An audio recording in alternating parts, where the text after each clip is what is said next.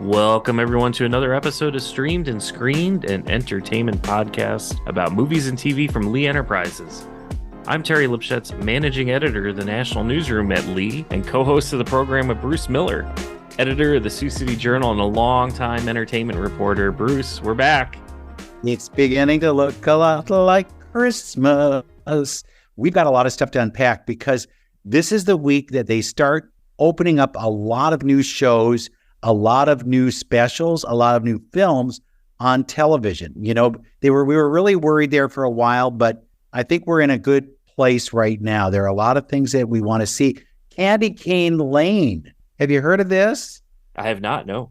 Eddie Murphy. It's where he gets a chance to kind of play like Tim Allen or Chevy Chase, and it's his big Christmas thing. That's coming out this week, and it's one of those kind of, I want to be Clark Griswold. I want to have the house decorated with the most lights of anybody. It's Eddie Murphy. Then Diary of a Wimpy Kid Cabin Fever, Christmas Cabin Fever. Are you a Wimpy Kid fan? No, that kind of predated me a little bit. It's since kind of switched because it was live action. Now it's animated. And this is a movie thing about he gets in trouble with a snowplow. And he wants to cover his tracks so nobody knows about it because he really wants a gaming system. Sounds just like Terry. And then he has to try and figure out how he's going to promote the lie without being found out. And it's really cute. I saw it and I was like, this is pretty good. This is a nice little look at this. You need a little more family stuff out there too. Well, that's what we're throwing out there. We have the Doctor Who special. Are you a big Doctor Who fan? Never got into it, no. Well, they're going to introduce the new Doctor Who. They're going to throw back to some of the old ones. That's a big thing that's coming this week. Oh. Then we get into what I'd like to call the documentary area. A lot of documentaries are out there. American Symphony, I think I might have mentioned this before with John Baptiste. Fascinating. I watched it over the weekend, and it's about how he was having the greatest time ever, and his wife was experiencing one of the biggest lows. She was diagnosed with cancer, and she was going through a bone marrow transplant, and he was winning all the Grammys. And they juxtapose the two things quite well. Suleika is her name, and she is just a marvel, and how she dealt with all of this, and then how he deals with tempering his enthusiasm over his own career, because his wife is, do we know how it's going to end? We don't. And the documentary kind of has that same trajectory. We don't know where this is going. So that's a fascinating one. Thriller at 40. They go back and they look at all of the people who were involved in Thriller, and they talk to a number of them about what it was like making Thriller. I think that's fascinating. Wow. I think that's a really good documentary. For me, growing up on MTV, Thriller is just one of those music videos that it's just iconic. Absolutely. Well, iconic. MJ the Musical is on Broadway. And I think this is another one of those ways to politely deal with Michael Jackson's life without getting into Michael Jackson's life. So that'll be interesting to see how that plays out. Now, later in the month, we're going to get Oprah's journey, Oprah and her Color Purple journey. And if you ever heard her talking about this, she did a couple of interviews this last week. I sat in on one of them where she talks about that really started her career. She was just a local television personality who wanted more, but didn't know what to do. And Steven Spielberg offered her the job in the movie Color Purple. And by just kind of letting go and not worrying about anything, she was able to create Oprah. And this talks about how she got from that movie to now where she's producing the new musical that's coming out at Christmas time. Wow. And the musical is different. It is not what I was expecting, having seen the Broadway revival. That was very spare and kind of pulled back. This movie is just like a huge musical. It's got big musical numbers. It's interesting, very interesting. And then having Oprah kind of as an overlay on this whole journey, fascinating. So those are kind of the documentaries that are hanging out there. Then we've got some series that are interesting. I talked to the cast of Percy Jackson and the Olympians. Oh, yeah. That has been hanging out there how long? Did you see any of the Percy Jackson movies? Yeah, this was something that we as a family watched a lot of in the last year or two. One of my daughters, who's just a crazy bookworm, knocked through the entire series of the books. And then we watched, I think it was two movies, and they were planning on continuing it, but then it just fell apart. The movies were okay. They weren't spectacular. We've been eyeballing this one. So tell me it's good, please. Well, they did The Lightning Thief as a Broadway musical. Uh-huh. It did okay. It didn't win awards, but it was interesting. And it's been touring around, so you might find it somewhere in the country if you're looking. But now they decided we're going back to the beginning. We're going to try this again and see where we can get. And the first season will deal with the first book. Okay. They have 3 kids that are basically unknowns that are cast in this, and they're excited about it. For them, there are a lot of these kind of guest star gods that show up. So you're going to find a bunch of big names, including Lin-Manuel Miranda. Oh. And he's Hermes. So there are a number of these ones that'll kind of pop in and be a surprise. I think it's 8-10 episodes, something like that. But fascinating. They spent a lot of money on it. They're trying hard to create another Harry Potter vibe. I think that's what's going on. 3 kids, friends, dealing with things. And the kids said that the fight scenes were really kind of fun. So who knows if it could be the big thing, but that's coming up in the next, I think it starts December 20th. So we'll see how that kind of spins down and if it is interesting. Back in my documentary kick, We Live Here. It's a series of stories about LGBTQ residents around the country. And it's in unlikely places like Iowa, where they talk about their lives and what it was like. And I think this is a fascinating look at people in places that you wouldn't expect, if that's the right terminology for this. It's fascinating because they'll talk about their lives and what kind of struggles they have in every part of the country. It's produced by Ryan Murphy's husband. And Ryan Murphy, you may know from a lot of those TV series like Glee and American Horror Story. He's got a lot of things on the front burner, but this is one that his husband is producing, and he sees a hope for this, that they will go all around the world eventually and tell you all about what's happening. Murder in Boston. It was a 1989 murder in Boston, obviously. They tried to the husband tried to pin it on a black man. Okay. They then later found out that the husband was maybe trying to get out of something. Okay. Netflix had a series on it. And then who else has one now? Max. So it's like one begets another. Murdaugh Murders, the movie. It's on Lifetime as a movie. And this is about the Alec Murdaugh case where he was charged with killing his wife and his son. Right. It was unfolding while they were making the movie version of this. It's like, how do you get a resolution out of this? But they were worried about the strike. They were worried about everything else. And finally, it came out in October. And it's still, the case wasn't over. And I got a chance to talk to Bill Pullman, who's the star who plays Alec in the film version. And he said he was watching the Netflix documentary before he started filming, so he'd get a little more sense of all of this because it was changing daily and what this was like for him. He also has a son who's in Lessons in Chemistry, Lewis Pullman. Oh. Lewis, his career is just blossoming, and Dad will talk about what he thought was going to happen with Lewis's career. Lewis today was just nominated for an Independent Spirit Award for Lessons in Chemistry. All right, that sounds good. Let's go ahead to that interview. The strange thing about this is the news was unfolding while you were making this. Have you ever had that before where you've had to kind of deal with what might be happening and then play the story? Or what's that like?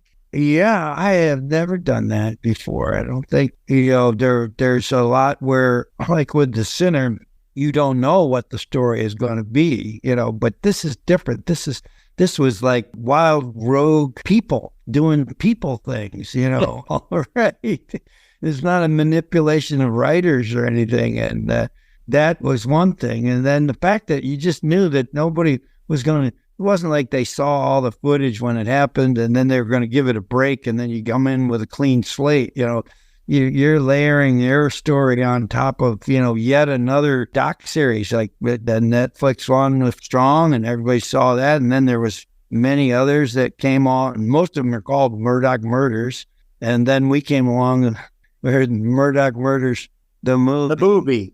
Do you prepare by watching all of that, or do you say, no, I don't want to be tainted by that? Well, my first instinct was I didn't want to do it if they were expecting me to be a mimic kind of thing, And I played, like in Too Big to Fail, I played Jamie Dimon, and, there was a lot available on him that I could access. He's a pretty public person. This one, I felt like, and HBO can be there's just a lot of producers sometimes that give you the feeling like you've got to fit their idea of what they think is the way he wore his hair, the way, all that. Whereas this one, I didn't want to get into that.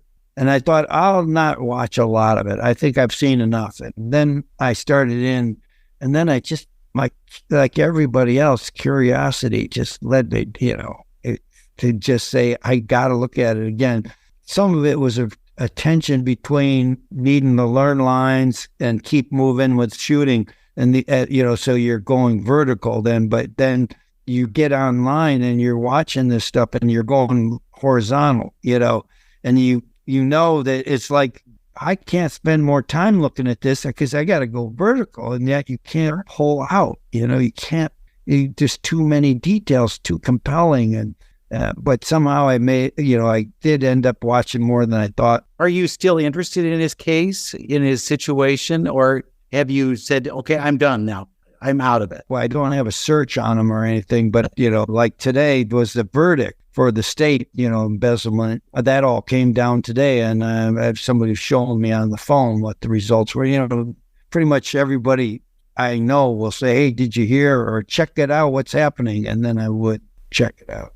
The voice, too, did you study that so you could get the voice just like his voice? Some of it was... it's this great thing about Southern people, there's lots of different versions of that South Carolina thing. There's the mountain, and then there's this Southern Piedmont that's slower. But he could talk very fast, but also a very good communicator, and a lot of it came from the starting low and going up high and hitting certain words, especially when he was, doing his testimony. And, he just loved to say dog.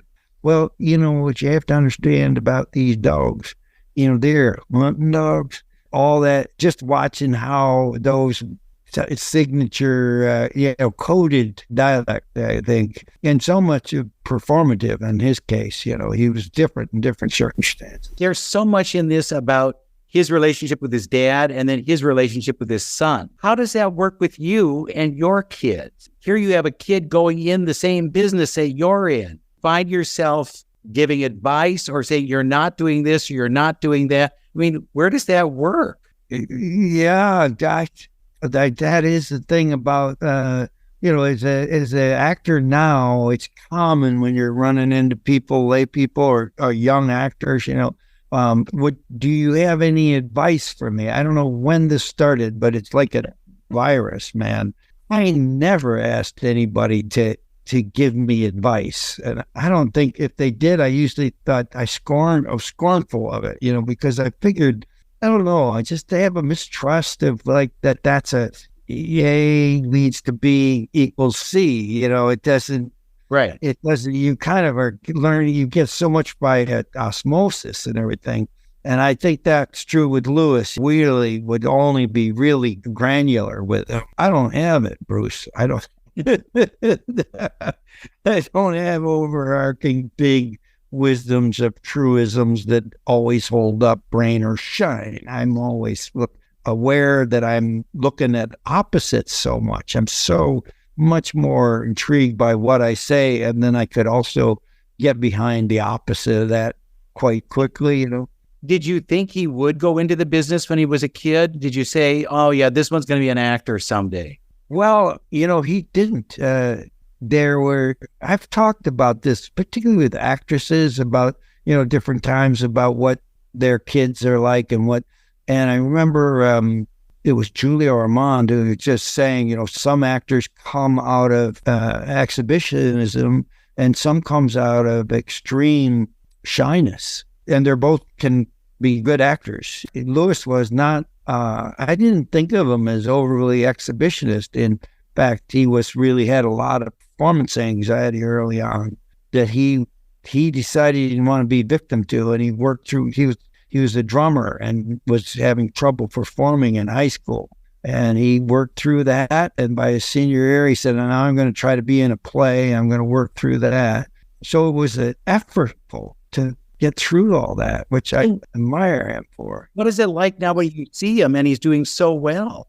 Yeah, he really is, such a wash of relief and wonderment that comes over me when I watch him now, this like lessons in chemistry now that, he has astounding chemistry with Brie Larson that I'm just watching that, and it's like, watching it's an animal at the zoo. I'm just so curious about the behavior.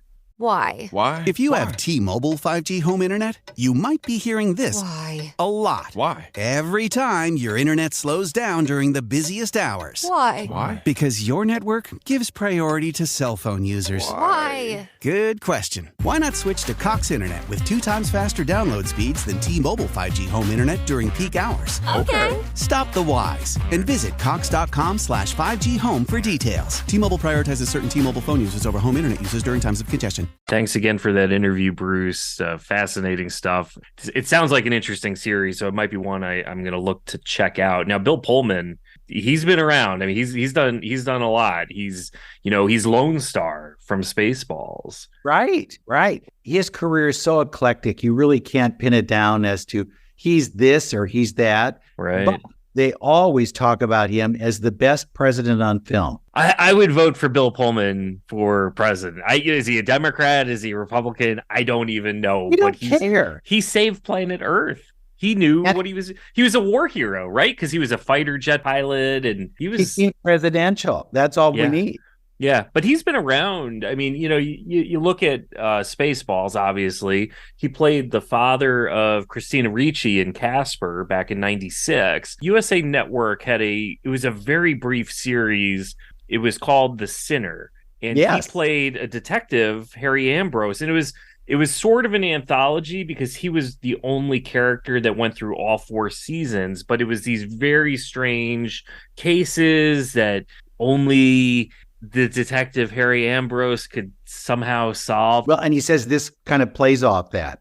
By doing this real life thing, it's a different kind of skill set that he needed to have, because when it's unfolding while you're making it, it's a different world. And I like it. He's very easygoing, very kind of dad-like, if that's a good term. Okay. And he never wanted to be an actor, really. He taught acting in Montana, and the students all said, you need to be an actor, you need to try. And it worked. It worked for him. So he's one of the good guys, but they're bringing it back now because he didn't get to do publicity when it first premiered because we were airstrike time. Sure. So they're pushing him because we're heading into the Screen Actors Guild Awards, the Oscars, the Golden Globes, all the critic awards, and they want to give him some attention for this, and hopefully it'll work.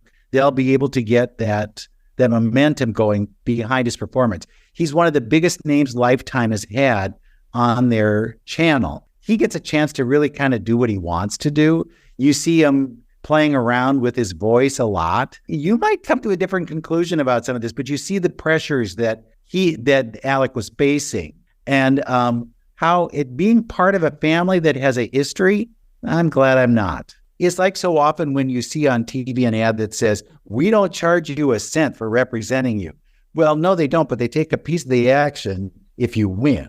And it's probably a huge part of the money you get in a settlement. Yeah. Is this a good way to go? I don't know. When are we getting the sequel to Spaceballs, Spaceballs 2, The Search for More Money? He did not say. But I have a feeling that if somebody brought him a script, he'd say, I'm in. What's That's Mel Brooks doing? He's semi-retired, but he's still doing things. Mel is still working. He's got a lot of the front burner. He's been redoing his Young Frankenstein Broadway musical. Mm-hmm.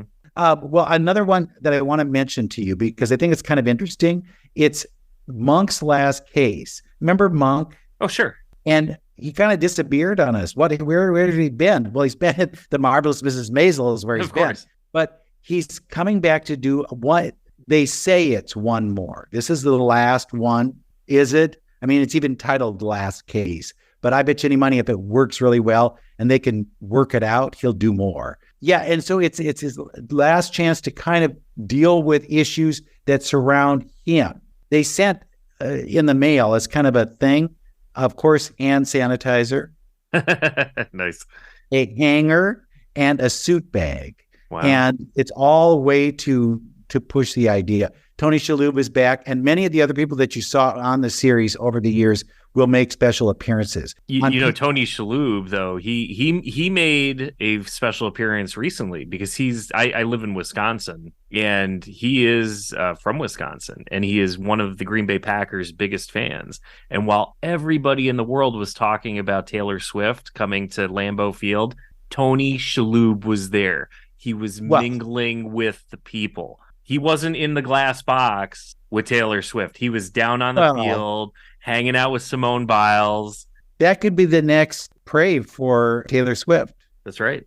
Right? If you're not with Tony Shalhoub, who are you? Exactly. It's nice to see him doing something because, you know, after they end a series, you think now how much sooner will it be until I get to see him again? Well, This was great. He had this 1-2 punch. I don't think he was that big in this last season of Mrs. Maisel, but it's nice to see him revisit his old parts. And who knows if he might not be back for another Wings redo. They've talked about that many times.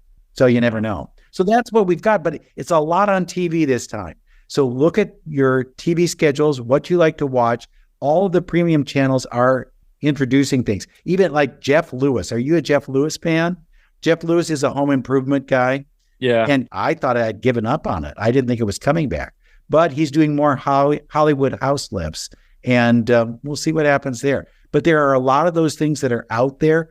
I want you to call attention to it because this is the time of year when some of those might just slip by you. And, you know, we talked about this also where when we're trying to come up with their predictions for when the writer strikes and the actors strike ends. And I threw out the idea of things would kind of loosen up right around Thanksgiving because it's that time where all of a sudden there's no college football.